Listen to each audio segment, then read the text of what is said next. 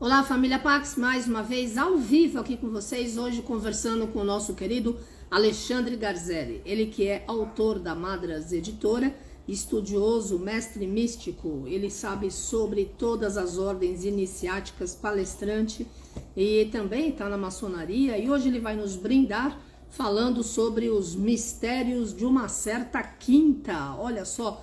Olha aí, família Pax, eu tô pronta para ir para Lapônia, entendeu? Porque tá um frio aqui, você não tem noção. Tô com roupa de inverno, mas vamos lá, né? Isso na semana que entra o verão, né? Que vai ser, se Deus... E aqui em São Paulo, né? Mas chegaremos lá. Vamos dar boas-vindas ao querido Alexandre Garzelli para que a gente possa estar conversando nesta tarde fria de São Paulo. E aí, Ale, tudo bom? Olá, Opa, temos uma Carmen. cruz de Tudo bem Malta, aí? adorei já, dos Templários. Sim, né? Tá excelente, Tá tranquila a tá altura? joia. Tá bem? Para cima? Tá? E Legal, tranquilo. Então, boa tarde para você, uma feliz tarde para mim, porque eu adoro esse tempo. Esse tempo até combina com os temas ai, boa misteriosos, né, que a sorte. gente fala, mas eu sei que você está sofrendo Tá com- porque tá frio, né? Eu Então você gosto. gosta de Abaixa um calor. pouco o celular que tá pegando aqui a barba. Tá, então eu vou fazer o seguinte, ó, vê se Aí, fica melhor agora yes, assim, ó. perfect. Aí tá ótimo, excelente. Aí deu E direitinho. perfeito, né? Dá uma aqui, ó. Ficou- Aí ficou Assim, joia. pronto. Pois é, eu não gosto muito de frio, ainda Maravilha, bem que você curte, então aproveite. maravilha. Aquela boa tarde, né, para você, para nossos amigos e amigas da Pax Universal. E hoje tá um Então, pouco de névoa aqui em Santo André, aqui um pouco de também. fog, né?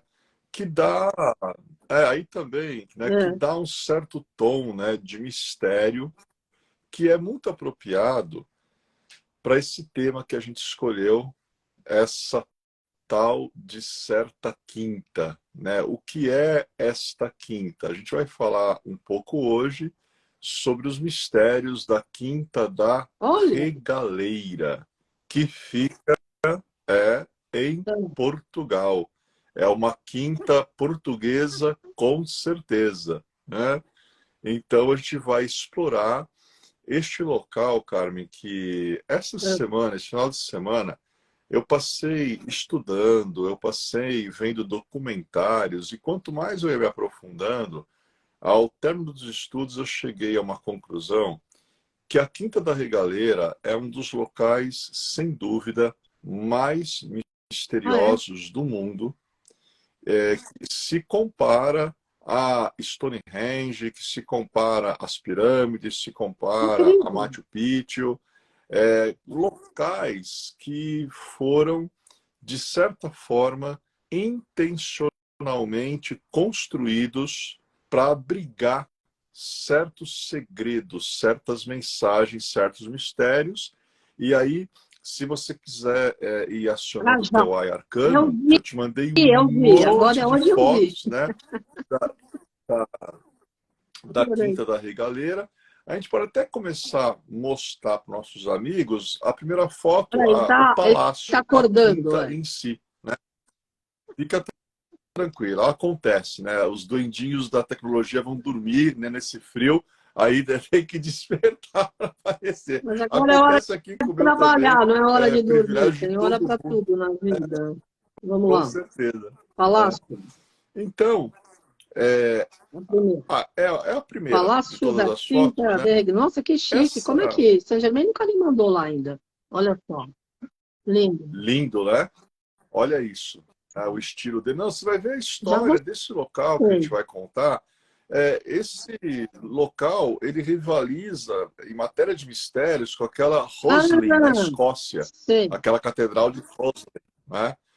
Então, é um local incrível. Essa construção, se a gente quiser falar de uma primeira data, vamos falar da data desse palácio em si, Nossa, 1697. antigo. Então é algo que É. muito antigo, né? E essa arquitetura, ela é atribuída ao segundo arquiteto que foi contratado para fazer tudo isso, que ele é italiano, o Luigi Manini. Então ele que idealizou não Hum, só esse palácio, bem como todos os 4 hectares, que já já a gente vai falar o que tem nesse palácio aí para a gente comentar. E eu estou com uma cronologia aqui que eu precisei, porque eu comecei a estudar na sexta-feira, e é tanta coisa, tanta informação, eu falei, eu vou ter que ordenar isso aqui, gente, porque se eu não ordenar, não vai ter condições. Esse local fica em Sintra, que tem características de uma estância turística em Portugal. Ela é muito famosa pelas praias, muito famosa por outros palácios e jardins de outros palácios. E tem um dado interessante, essa região ela é protegida por Santa Maria, São Miguel, São Martinho e São Pedro de Penaferrim. Então, são 4, né, entidades, 4 Santa divindades Maria, que São teriam a ver com a Miguel. história desse local. Santa Maria, São Miguel, São Martinho e São Pedro de Penaferrim. São Né? Pedro. São de Penaferrim. Eu Penaferrim. adoro Sintra, tem uma energia maravilhosa lá. E é muito interessante que quando você fala, aí já é um primeiro mistério, quando você fala em Santa Maria, você fala do sagrado feminino. E quando você fala de São Miguel, ele que é associado a tantas ordens cavaleirescas, você, na figura dele, tem o sagrado masculino. Até quando ele se apresenta com espada, com escudo, aquele aspecto bem guerreiro. Então, essas duas, né, potências da mais elevadíssima alta invisibilidade, Santa Maria e São Miguel, já dão um tom de sagrado feminino e sagrado masculino para este local, né? Uma união, né, entre as duas formas do sagrado. Agora, tem uma historinha aqui. O Palácio da Regaleira, então o nome deste palácio é Palácio da Regaleira, é o edifício principal, cujo nome mais conhecido é Quinta da Regaleira, mas também é chamado de Palácio do Monteiro de Milhões. Palácio do Monteiro de Palácio Milhões. do Monteiro de Milhões. E esse nome, Palácio do Monteiro de Milhões, se deve a Antônio Augusto de Carvalho Monteiro. Antônio Augusto de Carvalho Monteiro, que ele era, na época, Carmen, praticamente assim, um multibilionário, muito dinheiro, e o Antônio, vamos chamar ele de Monteiro, né, pelo sobrenome, o Monteiro, ele se envolveu com todas as vertentes de ocultismo que ele possuía na época. Então, aconteceu o quê? Ele tinha muito dinheiro. E ele investia esse dinheiro principalmente no tocante ao ocultismo, no tocante à espiritualidade. Tanto que toda a construção moderna da Quinta da Regaleira, quem mandou, quem investiu, quem construiu foi o Monteiro. Né? Então é bem interessante. Ele se eu achar, é que é difícil a gente ver uma foto dele ou um quadro, mas se eu achar, eu te mando, ele é bem jovem. É interessante, né? Porque a gente tem os ocultistas com pessoas mais assim, maduras, com um pouco mais de idade, naquelas fotos. Ele tem aquele visual austero, barba, né? Tipo alguns ocultistas que a gente viu algumas semanas atrás aí, mas ao mesmo tempo ele tem um ar muito jovial e ele estava envolvido com todas as expressões de ocultismo que ele pudesse se aproximar na época dele, e isso acaba originando essa quinta, ela ser tão diferente. Porque quando você olha o palácio, você fala, isso aqui não é um lugar comum, isso aqui, só da gente ver, esse palácio, para a gente ter uma ideia, ele fica a pouca distância do centro histórico de Sintra, e em 1995, ele foi tido como Patrimônio Mundial da Unesco. Então, a Unesco considera, né, patrimônio mundial, e é muito interessante porque há muito tempo, ninguém vive nele. Então, quando o Monteiro se foi, quando ele transcendeu para a alta invisibilidade, fica lá a propriedade, que hoje ela é aberta à visitação pública, mas ninguém vive nesse local, o que coloca a Quinta da Regaleira numa lista de localidades no mundo simbólicas, né, que também estão vazias, podem ser visitadas, mas ninguém vive. Isso coloca a Quinta da Regaleira ao redor, como já falamos, dos locais mais emblemáticos e misteriosos do mundo. Hoje em dia, totalmente vazios, o que é bem curioso também, se bem que eu tenho uma teoria que no decorrer do nosso bate-papo aqui eu vou apresentar. Para a gente ter uma ideia, o palácio está aí, mas ao redor dele existem 4 hectares. Então, a área da Quinta pega 4 hectares, aonde você vai ter luxuriantes jardins, lagos, grutas. Então, nós temos jardins, lagos, grutas e construções enigmáticas que elas ocultam símbolos. Olha só que interessante. Esses lagos, jardins, as construções, Carmen, ocultam símbolos alquímicos. Primeira natureza de símbolo, quem é um conhecedor, entra lá e começa a andar, vai ver muita simbologia alquímica, mas também nós temos lá símbolos templários, rosa cruzes e quer dizer, tá todo mundo lá. Símbolo, tá todo mundo lá e provavelmente o Monteiro estava envolvido com todas essas tradições.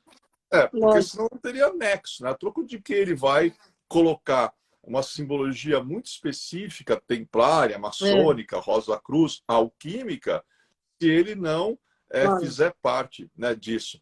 É muito interessante que você, Carmen, conhece, evidentemente, já ouviu falar daquele Chateau de Chambord, várias famoso, vezes, né, até por até me causa do arrepio. Saint-Germain. Onde o mestre Saint-Germain morou, em Chambord, no Vale do Loire. Isso, e aí a gente percebe que ele é muito solar, né? Ele é muito aberto, os jardins dele.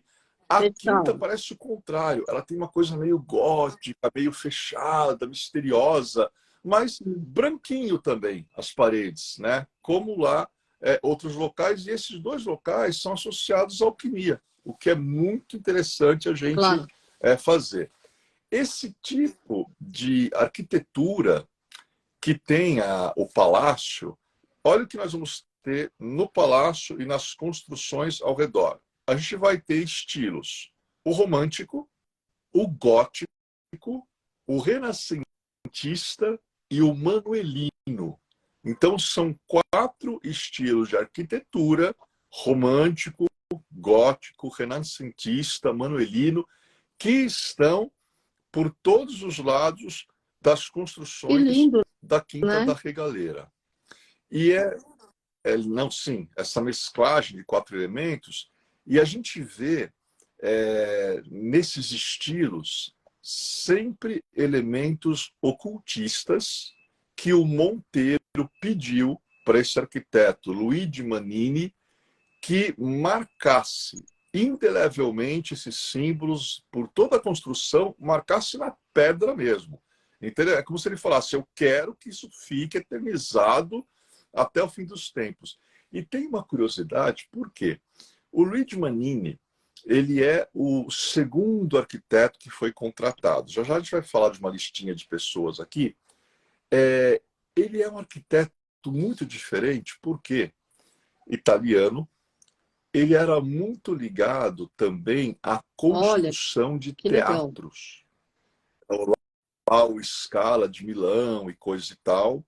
E se você olha para a Quinta, ela tem um aspecto tão dramático, tem um aspecto tão teatral, e a gente sabe que o teatro, ele é também uma arte iniciática, porque quando o teatro ele foi concebido, né, na Grécia Antiga, não era como um entretenimento, era como uma forma dos gregos Sim. honrarem seus deuses.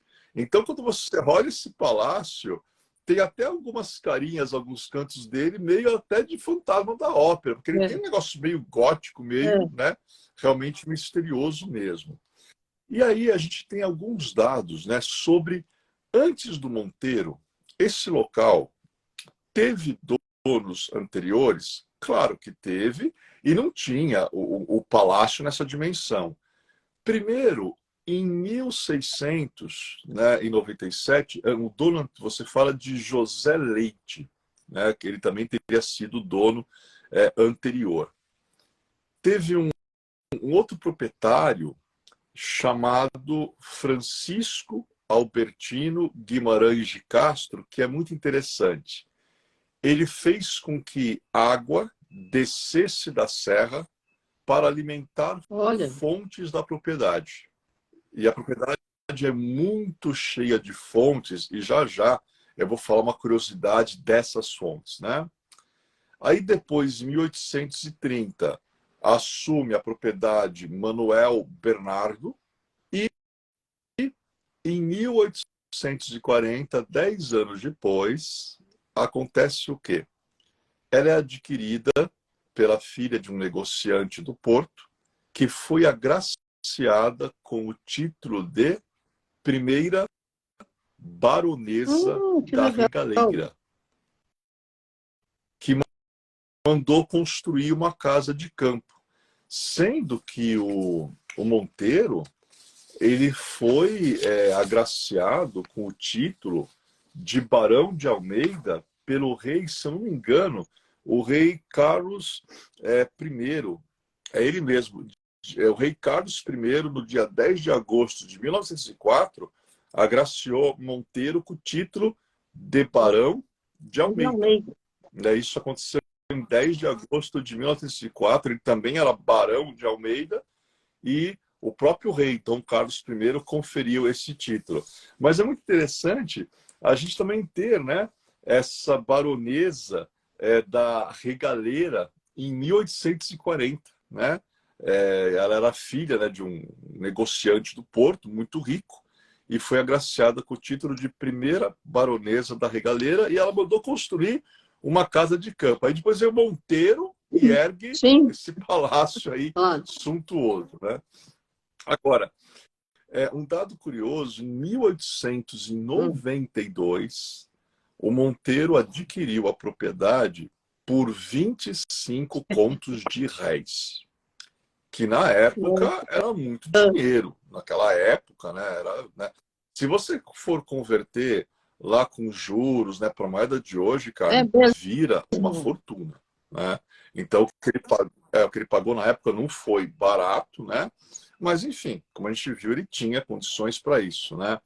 E tem dados interessantes. O primeiro arquiteto, primeiro ele compra aquela propriedade, e ele chama o primeiro arquiteto que ele queria fazer, a gente vai ver tudo o que ele fez, ele queria fazer algo assim suntuoso. O primeiro, ele é francês, é o Henri Luçot. Só que tem um problema. O Henri Luçot, ele não trabalha muito bem com o estilo manuelino. E como o Monteiro é português, imagina, se não for ter estilo manuelino, não dá. Então aí ele demite, né, o Henri Luçot, e aí ele chama esse Luigi Manini, que era todo ligado ao teatro, ligado a esse aspecto mais manuelino, conhecia e pôde Ele fazer que... aí o que o Monteiro Que legal. pretendia na propriedade. E agora a gente vai começar a falar de curiosidades da propriedade. Bom, primeiro, a propriedade inteira você vê um bosque com características inacreditáveis. O bosque, quando você entra, na parte mais baixa, ele é mais cuidado, é muito organizado, como se tivesse sido feito com régua. Aí você vai subindo, você vai se elevando, o bosque vai ficando mais Olha. selvagem.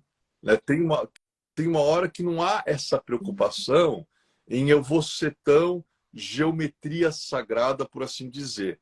Quanto mais você se eleva, mais selvagem vai ficando. Qual é a mensagem por detrás disso? é como se nós estivéssemos retornando para aqueles estágios, quanto mais vamos subindo, para aqueles estágios Olha, primordiais do Jardim do Éden, então, né? Aonde os primeiros jardins não é uma coisa com avenidas, sim, tudo recortado, tudo bonitinho. É a natureza pura, bruta, na sua forma original. Então, essa sacada é muito engraçada, que quem já andou por lá fala, poxa, a gente chega aqui embaixo, tudo organizado. A gente começa a subir, parece que a coisa vai ficando primitiva, vai ficando bruta, mas sim. tem uma intenção, né? É esse primitivismo, essa pureza original, né? Esse bosque, é curioso que agora a segunda foto, o nome é Portal da Quinta da Regaleira. Eu te mandei aí o portal. Hoje vai ser um tal Mas eu de acho caça-foto que a gente vai ótimo. fazer Eu turismo adoro as suas aulas e as online, pessoas né? todas também. Espera aí que ele aqui. Que bom, tranquila. Portal da entrada da quinta, é isso? Isso, é Que isso aí. lindo. Olha que interessante. Esse portal, ele parece É, até um castelo em exatamente. miniatura, né? Ele fica, é, ele fica cercado por árvores, ele fica cercado por bosque. É lindo, porque a gente já vê no portal de entrada uma influência gótica muito forte, né? E ele cercado pelas árvores, o que isso quer dizer? Na simbologia, Carmen, sempre que a gente tem floresta, bosque, Hum, mata, árvores, isso representa uma espécie de um labirinto. E se o portal de entrada fica hum, circundado por árvores, é como se nos dissessem: você precisa encontrar, em meio a caminhos que se perdem, o portal que leva para uma subida ou que leva entendi. para uma ascensão. É muito curioso que, se a gente analisar o nosso próprio cérebro, analisar os meridianos, analisar os Sim, neurônios, meio que parece é um verdade, é labirinto, verdade. né? Aonde você precisaria adentrar cada vez mais, né, em teu subconsciente para encontrar a chave dos grandes mistérios. Então, esse portal da quinta tem essa representação, por isso que, apesar de ser portal de entrada, é como se as árvores o protegessem, o guardassem, para que somente os dignos pudessem chegar e Entendi. adentrar a quinta, por assim dizer. E agora, a gente falou do bosque, né? Falamos aí do nosso portal. Tem um trecho, esse não tem foto, mas eu vou comentar. Eu não tenho porque não dava. Até eu falei, mas qual foto eu mando? O nome se chama Patamar Puxa dos vida. Deuses. Já Então, pensou? Eu lá queria na ver quais quinta, são os olha o deuses que nome. estão lá. Patamar dos deuses. Patamar dos Deuses. São 9 deuses, estátuas bem grandes, 9 deuses Que legal. greco-romanos, né? E aí a gente vai ver que o Monteiro apreciava a cultura greco-romana e, por se tratar de gregos, e como ele tinha conexões com o Templário, com o Hum, Maçom, com Rosa Cruz, com certeza ele se interessava pelos pitagóricos. Esse patamar dos deuses, com essas estátuas gregas, é como se tivesse uma mensagem subliminar dessa sabedoria, dessa gnose, dessa filosofia ah, oriunda da Grécia e que influenciou o mundo ocidental e influencia claro. até os tempos atuais, né? Então, são 9 deuses, você vai andando, passando por eles, aí tem bancos para você sentar, ficar descansando, e aquelas estátuas de deuses, eu imagino, né? A gente senta e não vai descansar muito, porque dependendo da luz, tem uma hora que você percebe que essas Que estátuas é lindo. como se ganhassem vida, dependendo da forma que o sol bate, por isso que é chamado de o patamar Entendi. dos deuses. É Lindo. muito interessante, né? E a gente agora vai falar, as pessoas que conhecem a Quinta falam, ela é linda no geral, mas um local que elas nunca se esquecem, que é o Poço da Iniciação. Então aí eu te enviei 2 fotos. desse poço. E eu vou até, enquanto você vai pegando, eu vou tomar um Vai pouquinho lá. de água, porque desse poço a gente vai Tá legal. conversar um Olá, pouquinho família sobre Pax. ele. Amanhã eu estou aqui com a querida Sloane Lacerda, celebrando os 8 anos de Rosário da Bem-Amada Mãe Quani. O poço da iniciação, muito bom. Ah, e você está com a caneca lá do lugar onde Jesus multiplicou os pães e os peixes. Muito bom. Sempre que eu falo desses temas, olha essa imagem, a caneca, eu Eu aqui e a adorei cruz essa. São os templária dois atrás, né? peixes e aquele negócio Bem no meio que deve simbólico. ser, sei lá, o pão, talvez. I don't know. É, Ó, esse é o é poço. isso Você quer o aí, é. poço? Isso. É uma foto, né, primeira, para a gente ver ele Tá. bem de cima. E aí depois tem uma segunda, aonde você vai ver nichos. E esses nichos Ah, escavados na pedra estão do topo do poço até nossa, lá olha embaixo, só. né? São nichos. É. É impressionante. É impressionante mesmo. E aí Hum. temos uma pergunta, né? Na época que esse poço foi construído, o que ficava nesses Hum. nichos? Né? Claro, Alguma coisa devia ficar aí, né? E hoje são claro. espaços vazios, né? Agora, bom, vamos falar desse poço e vai ser interessante. Primeiro, as pessoas chamam de poço iniciático Uhum. ou poço da iniciação, mas na realidade, isso é uma Ah, é? torre que ela foi justamente, se a gente for olhar por uma outra perspectiva, lembra muito mais uma torre porque você pode começar a caminhar pelos degraus do topo Sim, até lá embaixo. E são 9 patamares de uma escada que que desce em lindo. espiral. O que, o que a gente sabe do número 9? Na numerologia pitagórica clássica, o número 9 é o número da iniciação, do iniciador e Então, do iniciado. Então, você vê só, não é, não mas, foi por acaso que ele claro. fez 9 patamares, né? Agora, tem uma outra referência muito forte. O poço da iniciação é uma alusão à Divina Comédia do Dante Nossa, Alighieri, que também fala nesses níveis de descida. Quem leu a Divina Comédia conhece um pouco, Dante fala desses níveis, e é muito interessante, poucas pessoas sabem que Dante Alighieri estava muito ligado aos mistérios dos templários, extremamente ligado.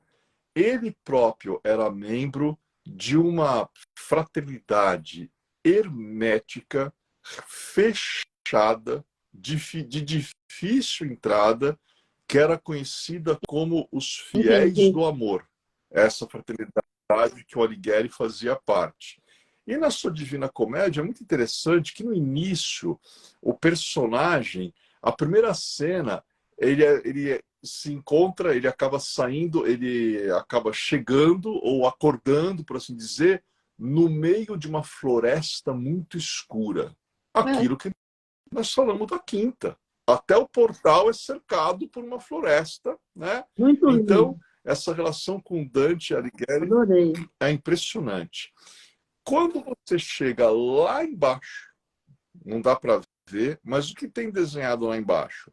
Uma rosa dos ventos, que para a navegação é um símbolo importante, e nós sabemos a história de Portugal com a navegação, tem uma Não rosa dá para dos ventos aí ver. embaixo, É, e no centro, é, não dá porque tem a luz aí pegou, né? No centro desta rosa existe uma olha cruz só. templária. Então, Super o ligado camarada ele, né? faz. É. Você, você desce 9 níveis, aí quando você chega lá, tem uma rosa dos ventos e uma cruz templária no centro. Só que essa torre, Carmen, você tanto Olha, desce como você sobe. Então, aí tem uma relação alquímica. Qual é um dos termos mais famosos utilizados no modo de se ah, expressar dos alquimistas? Um dos termos mais famosos é uma sigla, vitriol. Ah, E vitriol, né, são letras, né? É isso, vitriol. Essa palavra, que na alquimia é obrigatório se conhecer o significado disso, vitriol quer dizer visita interiora terri rectificandoque invienis occultum lapidem. Traduzindo, visite o interior da terra e se retificando, você vai encontrar a pedra oculta ou a pedra filosofal. Agora, vamos pensar um pouco. O que isso quer dizer? Visita o interior da terra. Gente, a gente está vendo aí um poço, uma torre, aonde você entra 9 sim. níveis terra abaixo.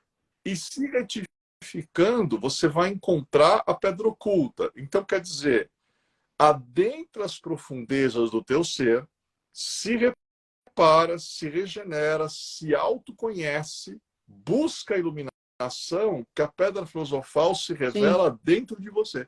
Então, um aspecto bem interessante. Quem desce lá, eu sei que a gente já bateu o papo em outras lives, eu acho que você não desceria, que você falasse isso para mim, Ale, eu com esses locais Eu não entro. Eu não claustrofóbicos, entro nem isso na não é pirâmide no comigo. Egito, eu fico esperando a turma lá fora. Eu tive no Egito 16 Com vezes. Eu fico do certeza. lado de fora. O É. Bueno entra, faz a iniciação, conversa, reza, todo mundo vai e tal. Eu faço tudo lá fora, no sol, com o sol batendo, camelinho O andando. sol. Meu lance, meu combustível é o sol. Eu quero mandar um beijo pro É, Luciano aí que nós tá com a somos. gente, Luciano Cosco. Ele tá morando acho que na Alemanha, ele casou na Alemanha. Um beijo grande para você e para sua família, viu? Feliz aniversário atrasado. Obrigada aí por estar com a gente. E aí, Ale, então eu não entro em nada, mas Muito você bom. entraria, né, nesse. Ah, mas eu iria de pulo em pulo, degrau por degrau e curtindo muito até chegar lá embaixo, né? Porque imagina, se eu sei que lá embaixo tem uma Rosa dos Ventos com uma cruz templária no centro, você acha que eu vou sossegar lá em cima? Não, né? Mas você fica lá, porque como é em espiral, chegando lá embaixo dá para te dar o tchau. Ó, Carmen, cheguei aqui. E aí Ah, que tem o segredo. Porque quem olha, fala, gente, se descer lá embaixo, tá, não tem outra maneira de sair desse poço, né? Então quem desce lá embaixo vai ter que subir pela mesma escada. Aí está o segredo. O monteiro lá embaixo, você encontra uma série de corredores que vão se estendendo, cavados em rocha bruta. Tem um corredor, Cabe, para você ter uma ideia, que se estende 8 quilômetros e chega em um olha, convento, como se fosse um local, um oratório incrível. subterrâneo. Isso é nitidamente a cara de Hum, certos cavaleiros. Porque a gente falou de algumas pessoas antes do Monteiro que sim. possuíam a quinta, foram proprietários. Mas antes de todo mundo, a quem essas terras pertenciam? Pertenciam à Ordem dos Pobres Cavaleiros de Cristo e do Templo de Salomão, que em Portugal eles são conhecidos como Ordem de Cristo, nada mais é do que a Olha, Ordem dos Templários. Então, deles era esse local. E é dito que não foi o Luigi Manini nem o Monteiro que fizeram a torre da iniciação. Eles olha, reformaram. Então, quando eles chegaram lá, isso já entendi. estava na propriedade. Bom, torre pertence Claro. a castelos. Aí você começa a juntar, né? Torre, castelo, cavaleiro. Você começa a juntar as coisas, né? E por que intenção, séculos atrás, os templários teriam feito esse tipo de construção que se aprofundava na terra? Se você for estudar um pouco a história dos templários, quando eles perdem Jerusalém, eles vão para o Acre com outras ordens de cavalaria. Tem uma hora que eles ficam sitiados no Acre, só que o Acre, hoje até, você pode ver isso, baixo é como se fosse um queijo suíço.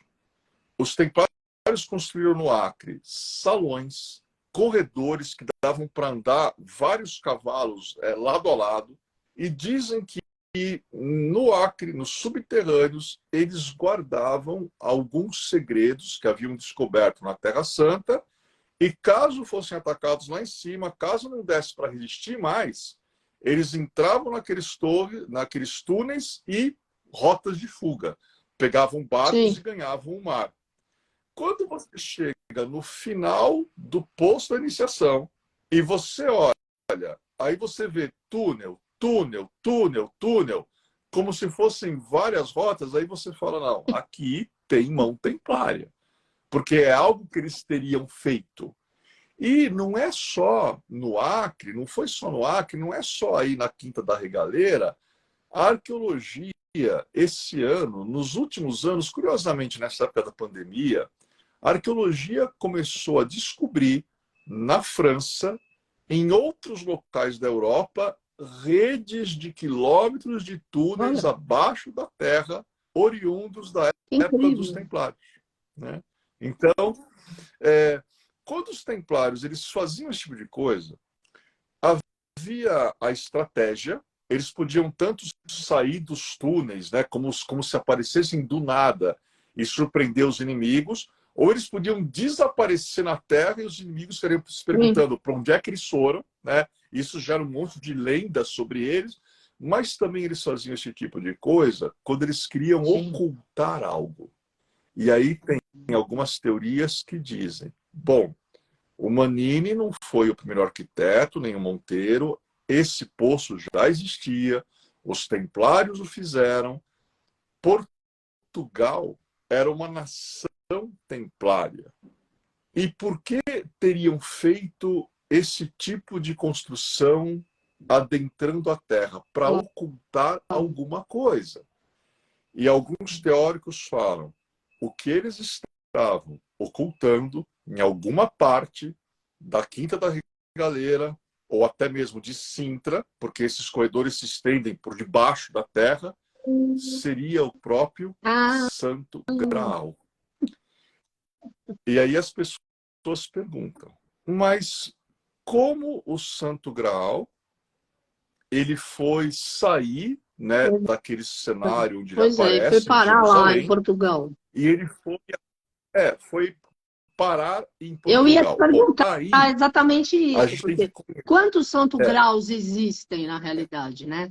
Porque no caminho de Santiago tem um lugar que a gente passa que chama o Cebreiro, que eles dizem, tem um grau lá, tem um cálice que é super simples, feito de pedra, mas tem uma energia maravilhosa. Eles dizem que aquele é o grau verdadeiro. Tem vários. Você mesmo já fez uma live falando que o grau é a Maria Madalena, que, enfim, tem várias visões que mostram a energia do grau. Gente, será que a gente não vai ter a resposta desses mistérios agora que a gente está nesse processo de transição planetária? Você viu que essa cruz, isso é um dos modelos, porque uma das ordens ao longo da história que mais teve modelos de cruz foi a Ordem Templária. E pelo modelo de cruz, você sabe que época dos Templários você está falando. Você já reparou que essa cruz aqui atrás de mim, ela lembra uma taça, se você souber olhar? Olha, até me Se você for arrepiei. colocar uma mãozinha aqui, ó, É se você colocar uma verdade. mãozinha aqui, ó, a parte de baixo da taça, aí eu coloco uma mão aqui ao Incrível. invés de um cálice. Nossa, eu nunca Tá? tinha visto. Então, você vê... você pediu, né, para aparecer um pouco o segredo do grau, te revelou um pouco. Não, mas eu quero mais, eu quero mais. Mas Eu e todo mundo que está encarnado. Queremos respostas, respostas. Quando a gente olha essa cruz, né, nós costumamos dizer que, num primeiro momento, o mistério do Santo Graal ela é dividido em 4 partes. E não existe apenas uma taça, são várias taças. E quando Jesus, eu não vou falar, eu não uso essa, eu vou usar, Carmen, só porque a gente está no bate-papo aqui, mas eu detesto dessa palavra. Quando Jesus morreu, na verdade, nós que conhecemos o cristianismo esotérico, gnóstico, primitivo, falamos. Depois dele ter desaparecido, e a história não termina na Claro. cruz, ela vai além, Claro, muito claro. além da crucificação, houve uma fuga geral em Jerusalém. Primeiro, os Sim, discípulos têm que fugir, porque eles sim. seriam perseguidos. Madalena também fugiu. Todo mundo fugiu. Inclusive um personagem chamado José de Arimateia, que ele toma um menino que estava entrando na puberdade, um misterioso, né, menino Sim. que estava entrando na puberdade, e mais 11 homens, e primeiro Arimateia vai para o que hoje em dia é conhecido como a região de Da Marsella, França. que fica no sul da França. E ele passa um tempo lá. Depois de Marsella, ele vai para a Gália, aonde está o apóstolo Filipe, que faz um ritual relativo a esse menino que está na puberdade. Depois, o Arimateia, com o grupo dele, sai da Gália e vai para a Inglaterra, a região da Inglaterra, onde é recebido pelos reis Caractaco e Arvirago de Silúria. Ambos são da dinastia dos Pendragon, palavra que quer dizer grande dragão. Essa dinastia lá em frente, Carmen, vai originar o rei Arthur. Ele é um Pendragon, né? E é muito interessante que dizem que Arimateia ele leva para a Inglaterra uma destas taças. Uma das taças, que a do Arimateia seria, o grau de Arimateia seria o de metal.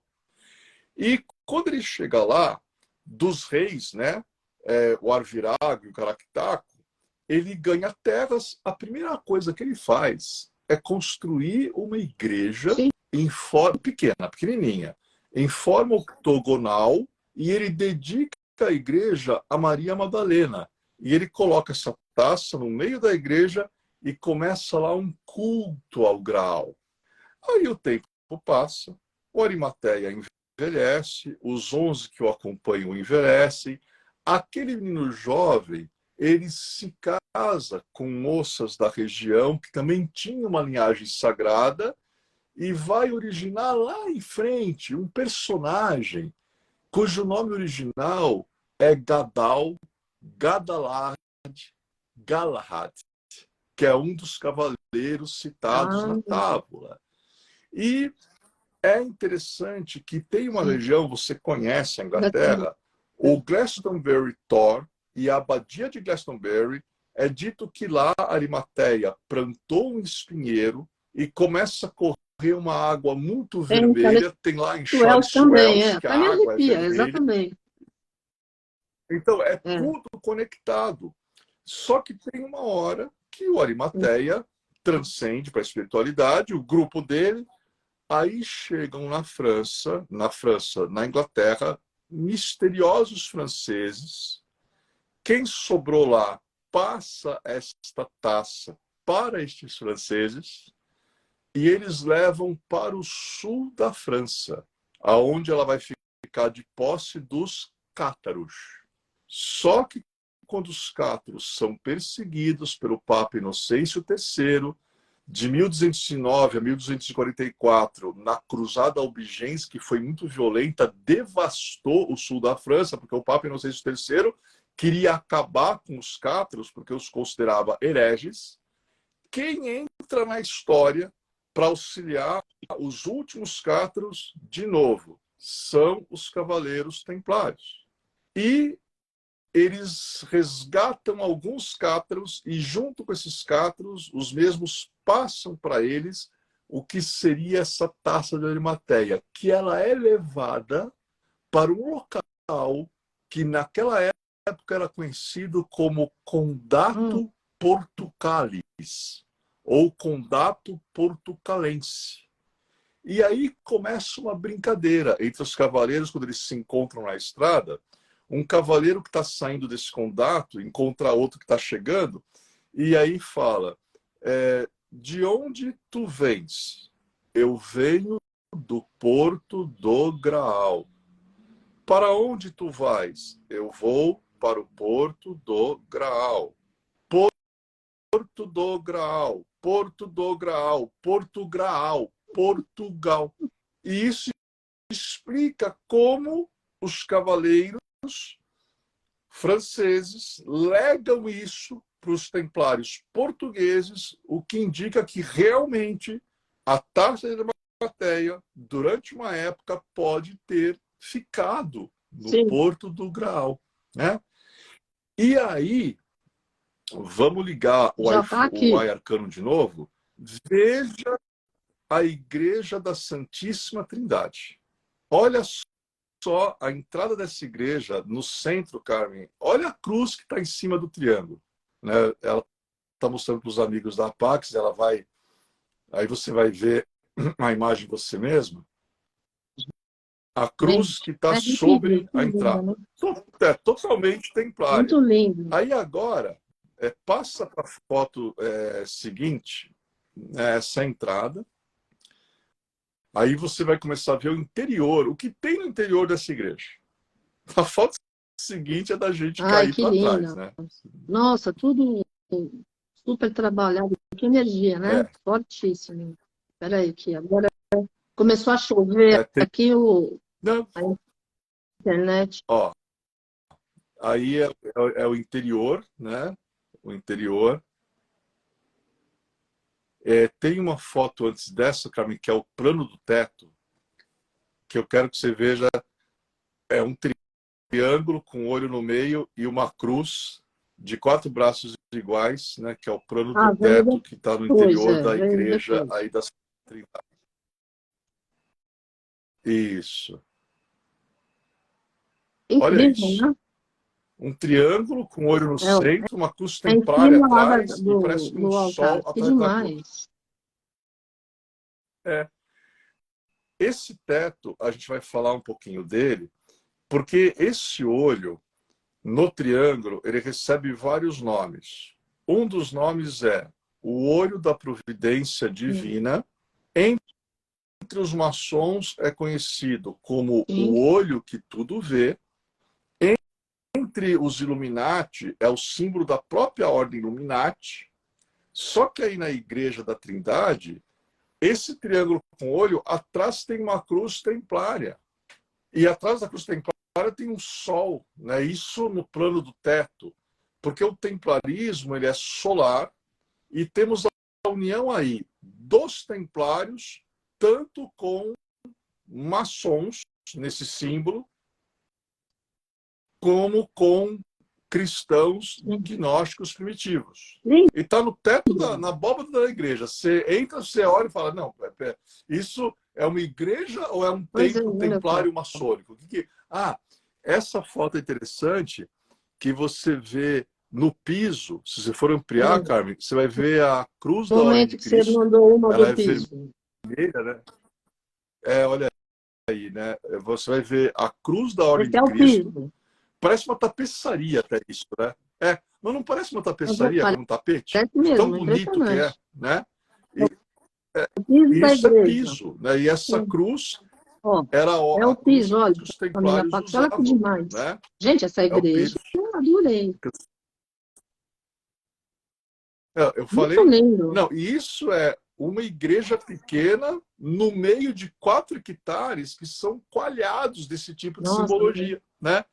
E tem uma outra foto do piso que vem depois dessa, que até eu escrevi para você. Olha quantas cruzes templárias no chão. Né? Tem um monte de cruzinhas templárias lindinho, no chão. Adorei. Né? Peraí que eu vou.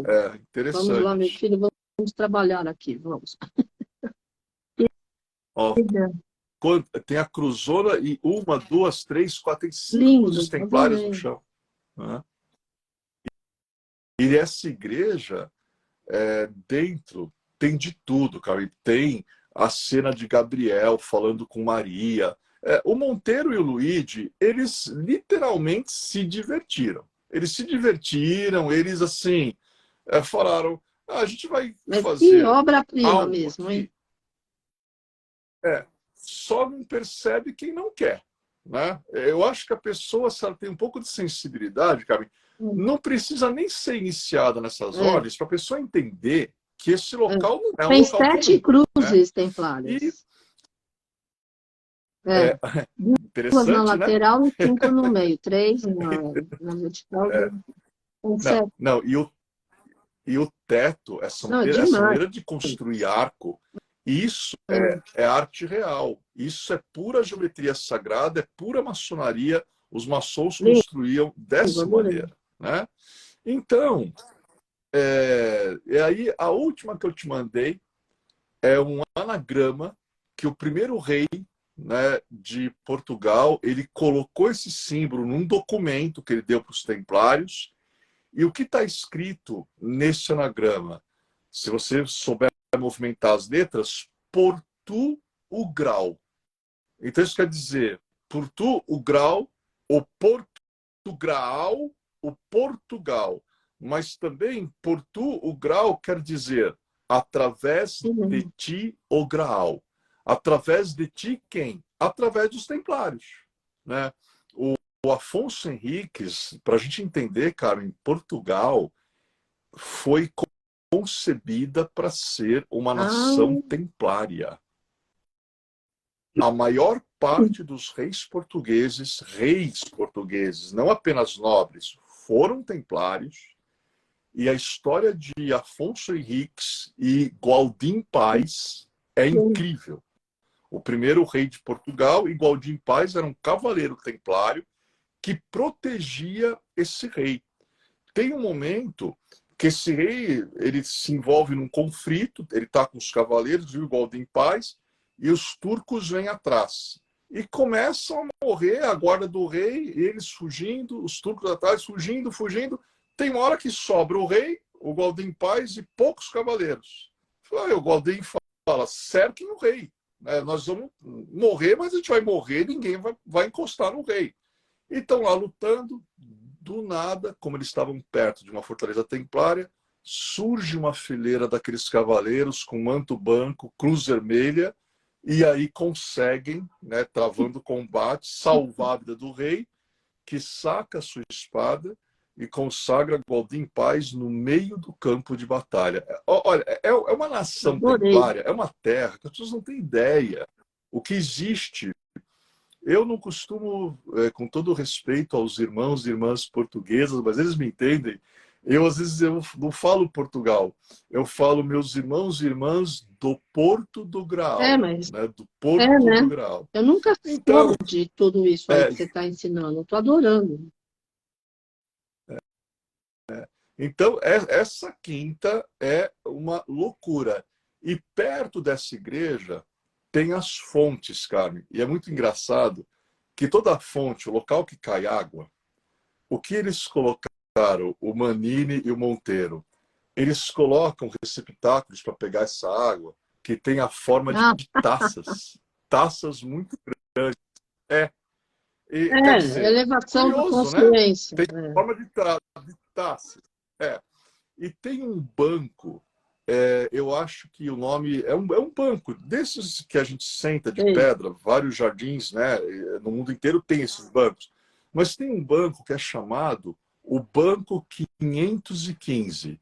É um banco de pedra, só que aqui no encosto a gente vê uma figura feminina que ela, com as mãos nessa posição, fazendo isso aqui, com as mãos nessa posição, ela segura uma taça.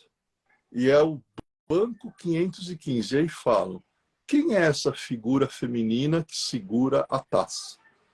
Seria a Madalena, né? Então é um local, eu acho que depois disso, brevemente, pode ser que São Germain te mande para lá, porque num local esperar o senhor chefe. num local desse a gente tem ia que ir ter junto para muita poder explicar, né, história. o Alexandre, porque eu não conheço nada. Agora, é aberto a visitação? É tudo? É público, né? Você paga um convite e você pode visitar. Ótimo, olá, senhor chefe. Vamos agendar na hora certa, se Deus quiser. Não. Muito lindo, adorei. Bom. Então, hoje o que a gente tinha para comentar são os mistérios, né, de uma certa quinta, e é uma quinta portuguesa, com certeza, que ocupa oculta muitos segredos que falam de cavaleiros, de Rosacruzes, de alquimistas, de maçons, do mistério do Graal, e tudo isso para a gente entender o quanto a gente não conhece esse mundo. Né? E é Eu isso aí. adorei, Ale, maravilhoso, como sempre, viu? Eu mostrei todas as imagens porque o plano espiritual pediu mesmo para estar mostrando. Você quer que eu mostre alguma última antes da gente ir? Foram todas. Acho que foram Aqui todas. é A o gente palácio passou. maravilhoso. Passamos no Adorei. palácio. Aí passamos depois o portal de entrada. Esse portal tem uma cara de portal celestial também. Acho que pelo estilo gótico que eu vou te falar. Jornal O das portal de Estrelas, né? entrada. Essas Né? coisas todas. Assim. Tem, né? O portal de entrada. E o incrível poço da iniciação que a gente que conhece mais o linguajar ocultista, para nós isso é uma torre. Você vê que é uma espiral, né, cara? É uma espiral, é a famosa escada em espiral, né? Ou, como falamos, ascensão, né, em espiral. Nesses nichos, Carmen, como a gente conhece um pouco de templários, você sabe o que eu acho que acontecia nesses nichos aí? Ficavam cavaleiros de pé segurando tochas, né, nos rituais de iniciação. E uma hipótese que eu tenho, na minha opinião, mesmo que ninguém more na Quinta da Regaleira, ainda hoje nesse local devem ocorrer iniciações, porque seria uma judiação um desperdício essa estrutura para não acontecer nada do propósito que serve, né? Que ele foi construído exatamente, eu também concordo com você. Nossa, eu estou assim, não tenho nem palavras, porque eu nunca soube. Eu tive em Sintra, eu vi esse palácio, eu senti uma energia muito forte, mas não entrei, fui uma vez só lá, quando eu participei de um programa de televisão. E... O anagrama aí. Por tu o grau, através de ti. 3 minutinhos, Ale. Bom, 3 minutinhos, porque é a Igreja da Trindade, porque a Quinta da Regaleira tem influência maçônica, templária e Rosa Cruz, né?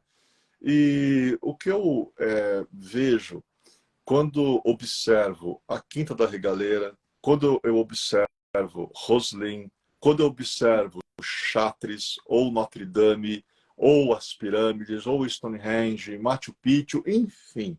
Quando a gente olha para esses locais, nós precisamos entender que aqueles que nos antecederam, os antigos construtores, pedreiros, arquitetos, engenheiros, que idealizaram em uma sagrada geometria tudo isso para nós, uma geometria sagrada, é como se estivessem nos deixando em pedra um código, uma mensagem, um livro, para que as futuras gerações pudessem decifrar. E acredito, sempre agradecendo a Carmen, por meio dessas lives que nós fazemos, que isso suscita dúvida, inspira a imaginação para que a gente comece a folhear as páginas desses livros do passado em pedra e vamos encontrar com certeza um dia o Graal no nosso coração. Não tenho dúvida. Obrigada, Ale. Semana iluminada. Gratidão. Namastê, Obrigado. família Pax. Beijo no coração. Gratidão.